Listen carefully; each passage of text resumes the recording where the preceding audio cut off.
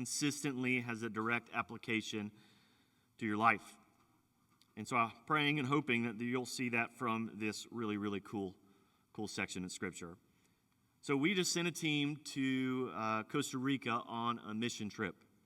And one of their primary responsibilities when they were there is partnering with ministries in Costa Rica that are helping and serving refugees.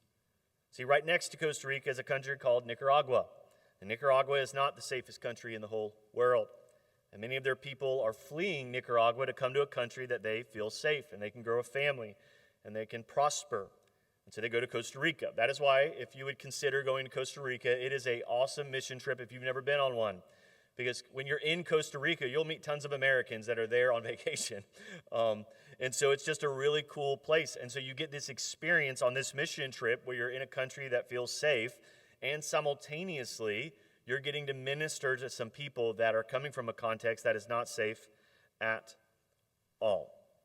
And so these refugees that are fleeing Nicaragua are doing it because they believe that it's a place of refuge. That they believe in Costa Rica they can find safety, security, and a future.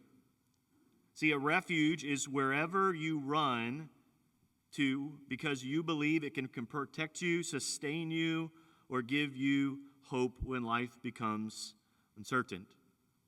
And many times, these people that are fleeing Nicaragua, Audrey told a story. She texted me and said, hey, just so you know, we're going to start financially supporting a family here. And we normally talk about that, but she was just like, no, you don't understand what happened. She said she was in a house of a family, and the mother said, you're not going to believe it, you're going to think I'm lying, but we have, no food, none. And the mom's like, come with me to the fridge. She opens the fridge, there's no food in the fridge. She opens the freezer, there's ice packs, like the freezer packs. And then she opened her cabinets, there was no food. And so Audrey was like, we're going to send some money to them and try to take care of them really quick. And so this is the life of a refugee. They just need help. They need guidance. There are stories of many of these people, their husbands would go work a blue-collar job, on a construction site in the sun. And when they get done, the people that own that construction site don't pay them because they literally are like, you're a refugee. What are you going to do about it? You have no value. You have nothing that you can do to stop me from treating you as such. And so many people that grow up in this context, they need help. They need somebody to hide in and protect them. And here's the truth that we're going to see from this text today. That every single one of us in this room, in a spiritual sense, is a refugee. Now, you may not like that label as an American, and it might feel kind of ick, but you are. You and I are always looking to something to help bear the weight of your fears, your needs, and your future. And many of us in this room, we find refuge in money, or we find it in relationships, or we think if I can just be successful, if we can get the right politicians selected, if we can just get comfort, if we could just have more control, then I can finally have peace. And you and I are always chasing after that. And Psalm 62 is going to help us because it's going to answer a really simple question is, where do you actually take refuge? And the whole point, if I could summarize this chapter in one sentence, it would be this. We need Christ alone to experience true joy and peace and satisfaction. Now, it's a longer psalm, so I'm going to read the parts that really highlight how awesome God is, and then we're going to come back and we'll fill in the gaps as we go forward. So verses 1 and 2, and then I'm going to jump to 5 through 8. Here's what 1 and 2 says. To the choir master, according to Jeduthun, I butchered that, but just say it with confidence, a psalm of David. You think going to seminary, I know how to say it, but there we go. Verse 1. For God alone my soul waits in silence. From him comes my salvation. He alone is my rock and my salvation. My fortress, I shall not be greatly shaken. Go down to verse 5. For God alone, my soul, wait in silence, for my hope is front of him. He only is my rock and my salvation. My fortress, I shall not be shaken. On God rests my salvation and my glory, and my mighty rock and my refuge is God. So trust in him at all times, O people. Pour out your hearts before him. God is a refuge for us. So the first thing that I want you guys to see is that God alone is a refuge. And before you can recognize that truth, you and I have to come to the realization that we need refuge. And the only way to really do that is to understand the impact of sin. Because if you go all the way back to the Garden of Eden, that's when sin entered the world in Genesis chapter 3. When Adam and Eve failed, sin affected everything. To put it simply, the world itself is broken. We live in a world where there's disease and sadness and grief. And it broke us. We are sinners. So that's why when you turn on the news, you see war and violence, injustices and abuse. When you walk through a hospital, you see people with disease and people are dying. When you sit long enough with friends and loved ones, you get to hear stories of broken marriages, prodigal children, anxiety, depression, loneliness, and grief. That is why David is saying, God is my rock. He's my fortress. Because what he's saying is, everything around me has these times that it feels painful and chaotic and crummy. And I find shelter in God himself from that broken world. So there's an element that what the psalmist is saying is, you and I, if you're a Christian, you are never exempt from pain and suffering. And any preacher that's telling you that's a liar and has never read the Bible. What this text is teaching is that assuming you are going to experience pain and suffering because of the brokenness around us, we have somewhere we can run. We have a place that we can settle and endure the pain. And so not only is the world broken, but the text is saying so are we. Like, you and I don't just occasionally do sinful things. The Bible teaches that our hearts naturally wander from God. But we pursue our own way instead of his. We love things more than we love God. And we rebel against his authority. And one of the greatest battles that you will fight in your life is against your own self.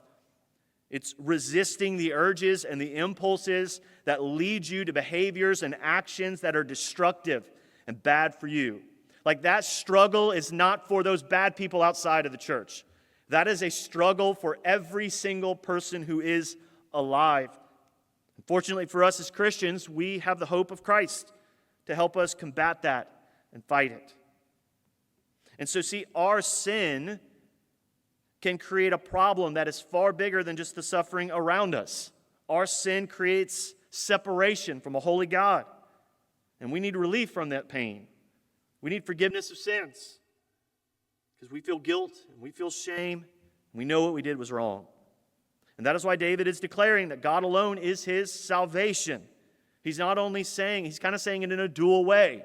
He's saying that God saves me when I need help and everything around me is going crazy. But then he's saying God is actually my individual salvation. Like, the forgiveness of sins that I have, I find in him alone. And this is the beauty of the gospel. That Jesus died in our place. He died and he rose from the grave. And when he did that, he bore our sin, he paid our debt, and he offers forgiveness of sins to anybody that would trust him. And that salvation is only found in him. And so the requirement for you understanding that God is a refuge is for you to see your need for a refuge, that we need to run to him. And the text is really clear that what you find in that is him, is God. See, since the world is broken and we are broken, we have to run to something to escape all of that messiness. And the point that David is making is clear. Here's what he's saying. For David, the greatest source of joy, peace, fulfillment, and satisfaction is God himself. I'll be quick here because I don't want to give you a whole history lesson on David's life. But have you guys ever noticed that, like, somebody could say something that's true to you if you're struggling and you don't want to hear it?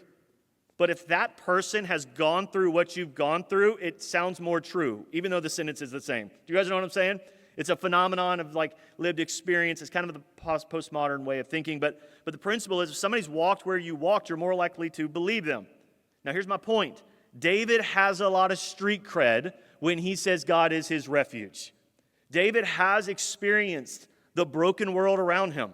David had two completely separate times in his life. One when he was younger and one when he was an older man, where he had to leave his home and flee because there was an army or a small group of people led by one guy that hated him on two separate occasions, two different men. One was a king named Saul. The other one was his own son named Absalom. And David is running for his life. And the only reason they wanted to kill David was because they didn't like him and they were jealous of him, particularly Saul. So David knows what it feels like to be betrayed, David knows what it feels like to have your life threatened because of the circumstances around you. But David also knows what it's like to be broken on the inside, to wrestle with his sin. Next week, we're going to study Psalm 51. And David wrote that after he had been caught having an affair. And that Psalm 51 captures his heart of repentance, of him turning from that and running after God. So David knows what it's like to give in to those impulses. He literally took another man's wife and then murdered the husband of that guy in order that he could keep the wife for himself to hide the fact that she got pregnant. I'll tell you the whole story next week. My point is, he knows what it's like to fail. He knows what it's like to need God when your circumstances are bad, and he knows what it's like when you are sitting in a room and you know the mess of your life is your fault because you did something you should not have done. And in both of those cases, what David is saying, what I need is God. He is the only one that is going to get me through this. That's why he says, God alone, O my soul, I wait in silence, because my hope is only from him. Maybe an analogy that kind of captures this is, I don't know if you guys have ever tried to go body surfing before. It's like my favorite thing to do at the beach. I'm not a fan of just chilling on the beach. I want to do something, and that's why I didn't necessarily love the Gulf of Mexico when I lived in Plant City. People would always go to the beach on that side, and it was prettier. Like, the sand is whiter, and the water is bluer, and it's legit prettier. Like, you could debate it if you want. But I'm like, I want to go and swim and get wrecked by a wave. And so literally, the last beach baptism, me and my kids are outside, and we're in the water, and we're trying to body surf, and a wave hits me, and it just destroys me. You guys know what I'm talking about? You ever had that experience before? And I'm not a little guy. So if a wave is tossing and turning me like I'm in a washing machine, that's a strong wave, you know? That's a lot of force. And so the principle is if you've ever tried to be in the Atlantic and surf or boogie board or do anything like that, you are keenly aware that when the riptide is strong and the waves are strong, it does not matter how good of a swimmer you are. It don't matter if you're Michael Phelps. The ocean's going to win, and it's going to beat you. See, this is a picture of the broken world in which we live. No matter how godly you are, no matter how much scripture you know, no matter how much on varsity you believe that you are bringing to the table with your skill set, you are going to experience waves that are going to wreck you. You're going to experience difficulties and challenges that you in your own strength cannot fix. See, we have these waves of suffering, of loss, of disappointment, of temptation and fear, and where our sin feels like it's stronger than us. And in those moments, what we believe is what David is saying here in Psalm 62. That when those waves are crashing, what we believe is God is not standing way on the shore going, hey, suck it up, dog, paddle harder. That's not what he's doing. But the idea of God being our refuge is he comes to where we are, and he's an unmovable mover, like he's an unmovable object. He sits there like a big giant rock, and he pulls us in front of us, and when all the waves are crashing around us, you are still alive. Because God is your rock. He is your refuge. He's not going to sink. He's not going to get tired. He's just going to chill there, and everything's going to go around him. This is what David is saying. And this is why David is saying, in my life, that's why I need him. Like I'm running to that rock. If you go down to verse 11, listen to what he says towards the end of this psalm. He says, once God has spoken, twice have I heard this. So here's what David is saying. After all of these truths about God being his rock, do you see how profound this is that he says this? He's saying, God's only really told me this one time, but I'm hearing it twice. Now, here's why I say this is intriguing. If you're in this room and you're a parent, unless you're like that parent that is better than all the other parents, and your kids listen the first time, that's really good. Most kids, when you tell them to do something, it takes what? More than one time. And sometimes it takes 2, 3 times. And sometimes after the third, fourth time, they act like they still don't hear you. And sometimes it requires some discipline to help them understand that they're going to hear you when you say it. You guys understand? But sometimes you have to tell them and tell them and tell them and tell them. What David is saying here is he's like, I don't want to be like that. I don't want to be the kind of person that has to hear it over and over and over and over again because I'm just so set in doing it the way that I want to do it. David's like, God said it one time, but from my perspective, I'm hearing this everywhere I go. There's nowhere that I can go that I will escape the fact that God has said he is my refuge. So what does this mean for your life and my life? I recently ran across some research done by an aviation expert, a guy named Dr. Paul Craig. And he analyzed decades of information from the National Transportation Safety Board about accidents that happen with pilots, commercially, privately, it doesn't really matter. It was a common thread through it all. And what he discovered was pilots who have less than 100 hours of flight training are safer than pilots with 100 or 350 flight hours. So you don't know how this works. Before they kind of let the reins go and let you fly the plane, you have to display that you have enough experience, enough hours. And so you have 100 hours in the air. Anything before that, they're actually safer than whenever they're released. And they say that the data shows after they've been flying for 350 hours that the decrease of accidents goes way, way low. And so what this author is saying is, he's not saying this is a statistical guarantee, but he is saying it's a statistical warning. That when you are an amateur pilot, you are sort of not overly confident. You're saying, I'm not going to be complacent. I'm not going to take any risk. I'm going to just be very careful. And I think that there is an element of that applies to the Christian life, at least the way that I've seen it. See, let me give you an example. When you are a really new Christian, or maybe you've ever been around somebody that's a new Christian, do you know what you never have to convince them of? That God's their refuge. Especially if they became a Christian later in life. If you're sitting with somebody that was 30 when they trusted Christ, or 18, they are keenly aware of their condemnation without the goodness and the grace of Jesus.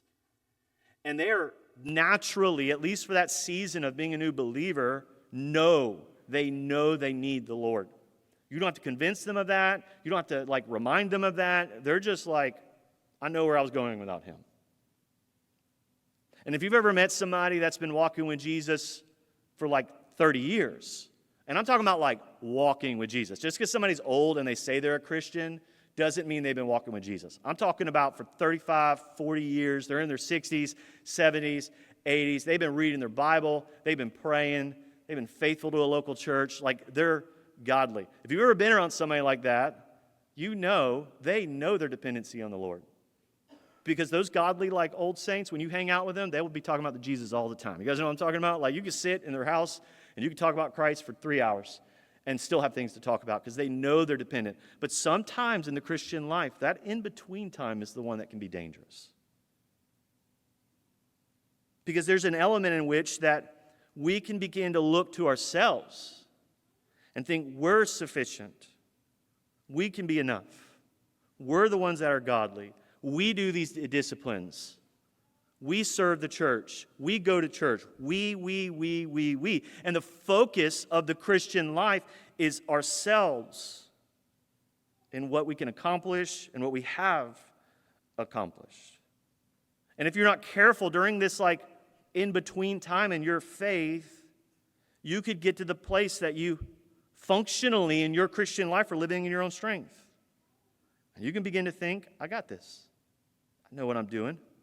And one of the greatest ways that you can see that's where your heart is you're insanely judgmental of people that aren't as good as you. You know what I'm saying? You look at other people that are struggling, you look at other people that aren't where you are, and you just look at them as if they are losers, and if they could just get with the program, that everything would be better.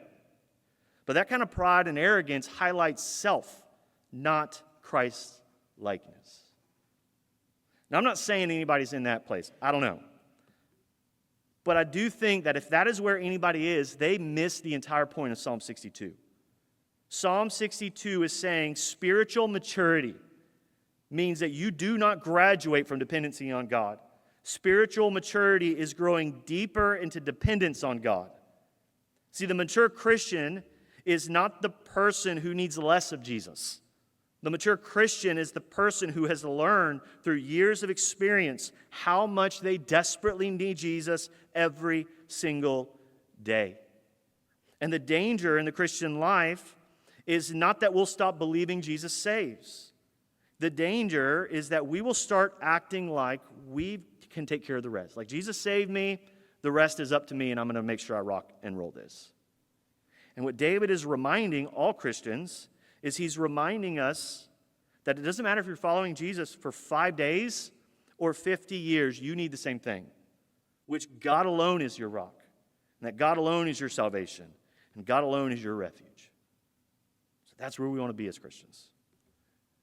So David does something else that's really important and really, really relevant. He shows us things that some people chase down to find hope in. And I think the first one is kind of like what we just talked about. You can look to yourself rather than looking to God. But David offers two more. He says sometimes we can look to relationships and people, and we can look to money. See, the issue is not that we don't trust Jesus. If you're here and you're a Christian, the assumption is, if you believe the gospel, you've trusted Christ alone for your salvation. But the problem for some of us is we want Jesus and we need something else to have joy, peace, and satisfaction. And we get things out of order. So the first thing he says is, don't put your hope in people. This is kind of a tough one, but hear him out. If you look at verses 3 and 4, you can read it later on. But he says, if you put your hope in people, here's one guarantee of life. You ready? They will hurt you. They will disappoint you, and they will fail you. David says, my lived experience is that when I say the only way that I'll have satisfaction is when I'm surrounded by people or I have this friendship or relationship or marriage, he says what I've discovered is they'll always hurt me. Not always, but most of the time. The way that he describes it is, he says, sometimes as a person, I just feel very fragile.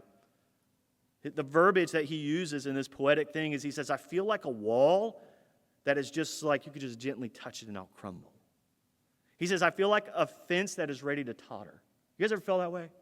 Well, you're just like, I'm a mess right now. And David says, if you say, people are my hope, then you're going to have people that when you're in that place are not going to, and the Greek word to encourage means to build up in the New Testament. They're not going to encourage you in that godly way. They're going to discourage you. They're going to tear you down. So what David says is, don't put your hope in people. They'll hurt you, they'll abandon you, they'll disappoint you, and sometimes they won't be who they need to be. Now, he's not saying all people, every relationship is like this, because you can have relationships with people that aren't like that. So then he offers another way that people can indirectly hurt you. If you get on to verse 9, here's what he says. He says, so if you finally have somebody in your life that's not a selfish scumbag who's wounding you all the time, like, if you have that in your life where they're not like that, then those people who are kind to you and loving to you and sacrificing for you, those people will likely die and they'll leave you alone. So if you have a relationship with somebody that's not wounding you in this relationally dysfunctional way, at some point with them, either you will die and leave them with grief or they will die and leave you with grief. The way that he says it is that our lives are but a vapor. They're but a breath. They're here today and they're gone tomorrow. So when you do find somebody that you love and they love you back, and it's this beautiful picture of how a relationship should work, even as believers, even as Christians, at some point, that'll create a wound for you, a source of pain. And I know that this is a morbid way of saying it, but it is completely true. The only way to avoid that pain, watch this, is to never have any relationships. But that's foolishness. So if we're going to love people, we're going to run the risk of being wounded by the people that we love, indirectly or directly. So the principle that he's saying here is that is why we need to run to God. Because God's not going to die, and God's not going to ever betray you. God will always be a rock that's steadfast. Then he offers another one that I think is really relevant. He says sometimes our hope is found in money. The way that he articulates this in verse 10 is he says that there are some people who are willing to do evil things to get money. They're willing to be thieves and steal. They're willing to extort and take advantage of the poor and the downcast and the needy. You got to ask the question, why do people do that? Why do people break into homes and steal private property or go into a store and take something that doesn't belong to them? And there's sort of a narrative in our culture that says, well, they're doing that because they just need to survive. And you're like, yeah, but that wasn't food they were trying to steal. You know what I'm saying? They're stealing other things. I don't know if you guys ever get sucked into these videos on the internet of body cam footage of police officers. They're really intriguing. And if you've ever seen the body cam footage of somebody who has been shoplifting, it'll blow your mind what police officers have to deal with on a regular basis. You guys know what I'm saying? Y'all need to pray for police officers in the world that they live in enforcing the laws. Because if they're sitting, they literally could be sitting with somebody who has something in their bag that they stole that they caught on video. And that person will either lie and be like, wasn't me. And it's like, no, you have a shirt that's blue with an emblem, and it definitely was you. Or the person will say, it's not really my fault. They're like a victim, like I had to do this against my wishes. And here's the question.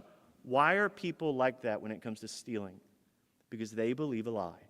That if I could have that, or if I could have more of this, if I could grow in my cash flow, if I could grow in my material wealth, then finally I might have peace and joy and satisfaction.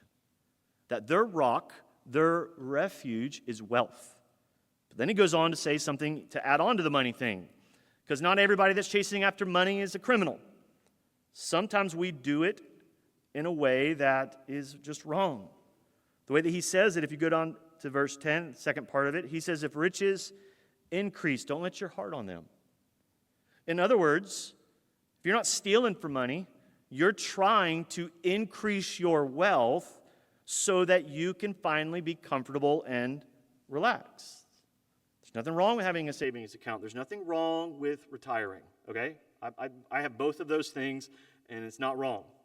The problem is when you are asked, where's your refuge? Like when you lay your head down at night and you have peace, and your answer to that is, well, because I finally got that savings account over that threshold that I've been wanting about. That's what he's addressing. He's saying that your hope can't be found in having the retirement at the level that you want it to be,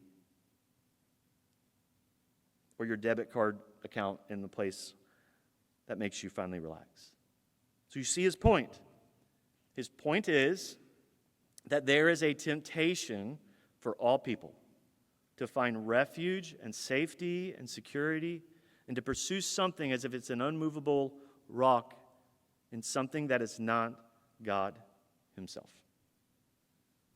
So I want to make an application to anybody in the room that is not currently married. Sometimes single people feel like they're left out. Well, this whole application is going to be for you. And it doesn't matter if you're 15 and you're trying to get married soon. I know that kind of sounds crazy, but I wanted to get married at a young age. And it doesn't matter if you're 35. And really, let me be very clear. If you're in this room and you are not married, there are a lot of people in every single church that are content in their singleness. That's the biblical language from 1 Corinthians 7. In other words, they don't want to get married, they don't have any plans to get married, and they're leveraging their singleness for the glory of God. And that is a righteous thing. That's a good thing. So a lot of what I'm going to say, if that is where you are in your singleness, it's all good. Use what I'm going to say to minister to your single friends, okay? But my experience is a lot of people that are not married desire to get married. So if you're not like Paul in 1 Corinthians 7, who says, be as I am as an unmarried man, and you do desire to get married, I think that there is a unique application of this text to your context. Because for a lot of people that aren't married, you may be tempted to think that your refuge is in a future marriage. So remember, a refuge is anything that you say, if only I had that, then I would finally have peace and joy, security, fulfillment that I'm longing for. So it's easy to think, if I could just get married, everything would fall into place.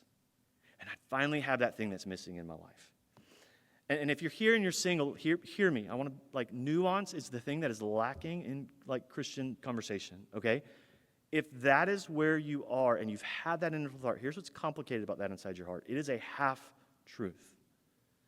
Because if you would get married the way that God says you should get married, your life would be really great.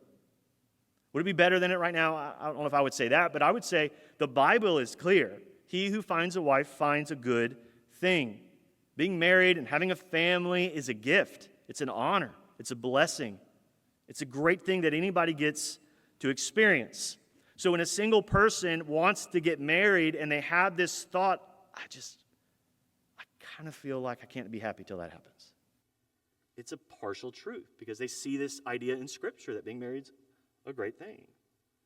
The problem is The problem is that when that individual person takes a good desire, which is to get married, and they make it an ultimate desire or an ultimate hope. The issue is not that you want to be married. That's not the problem. That's not wrong. There's no issue of repentance if that's where you are. The problem resides is when you believe marriage is going to solve all of your problems. The problem is that when you read this psalm, there is not a verse in here that David is going, my mission is to get you to see that God is your rock. And let me just tell you, here's the secret of letting God be your refuge. Get a dating app. Ask AI to paint a picture of you that looks really good, that gets them, and then you find a lady or a guy on the dating app and get married. That is not what he says in this text. He doesn't say run to that. He says you find it in the Lord himself. If you're here and you're single, I thought about this a lot this week. I do not want you to hear me taking a knife and twisting it. For a lot of people, singleness feels like pain, because it is.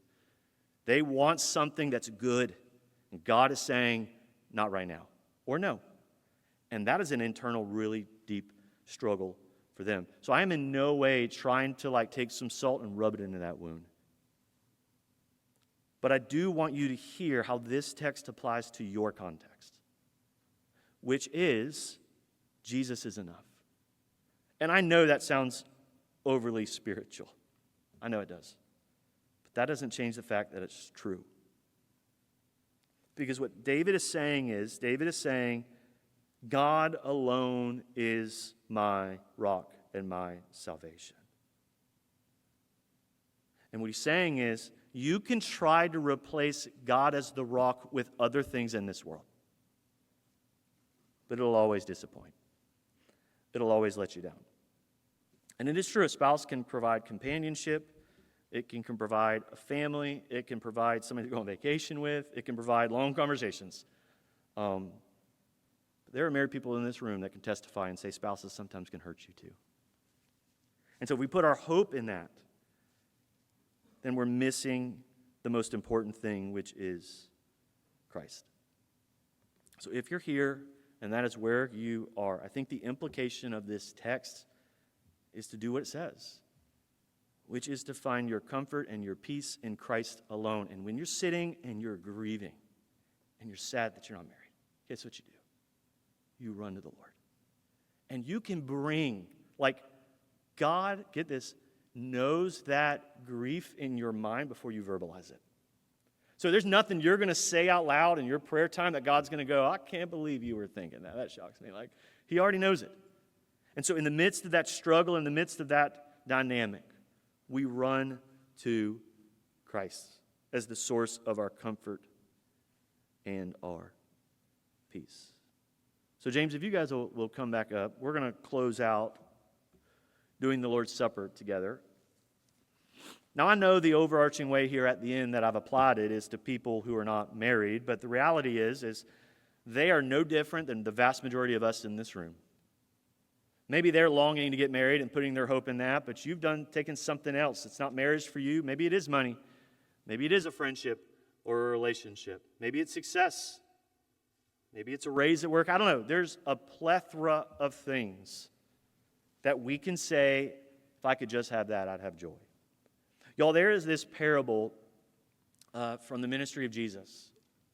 I talk about it a lot, and I don't mean to be redundant, but it's just ministered to me for a long time, where Jesus says, my kingdom is like a treasure that's buried in a field. You guys ever heard that story before, the parable? And what Jesus says that when you realize how valuable that treasure is, you are willing to go sell every single thing that you own.